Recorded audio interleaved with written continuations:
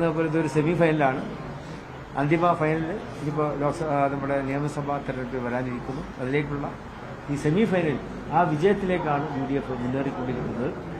ഫൈനലിൽ വിജയിക്കുക എന്നുള്ളത് തന്നെയാണ് നമ്മുടെ അന്തിമ ലക്ഷ്യം.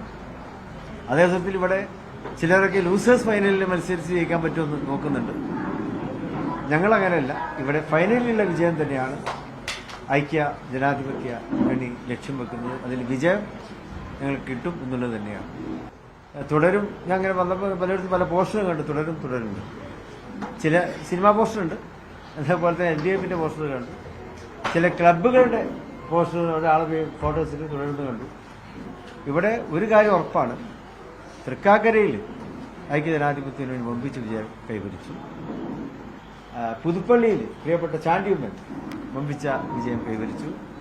പാലക്കാട് നമ്മുടെ പ്രിയപ്പെട്ട രാഹുൽ മാങ്കുട്ടത്തിൽ വലിയ വിജയം കൈവരിച്ചു. അപ്പോൾ ആ വിജയങ്ങളുടെ തുടരും. ആ വിജയങ്ങളൊക്കെ നിലമ്പൂരിൽ തുടരാൻ പോവുകയാണ് എന്നാണ് ഞങ്ങൾക്ക് പറയാനുള്ളത്. പുതിയ ട്രെൻഡ് അനുസരിച്ച് നിലമ്പൂരിൽ തുടരുമെന്ന് പറയുന്നത് ഇതാണ്. തൃക്കാക്കരയിലെയും പുതുപ്പള്ളിയിലെയും പാലക്കാട്ടെയും ആ വിജയത്തിൻ്റെ തുടർച്ചയാണ് ഇവിടെ 19-ാം തീയതി നടക്കുന്ന തെരഞ്ഞെടുപ്പിൽ നമുക്ക് മനസ്സിലാക്കുവാൻ സാധിക്കും.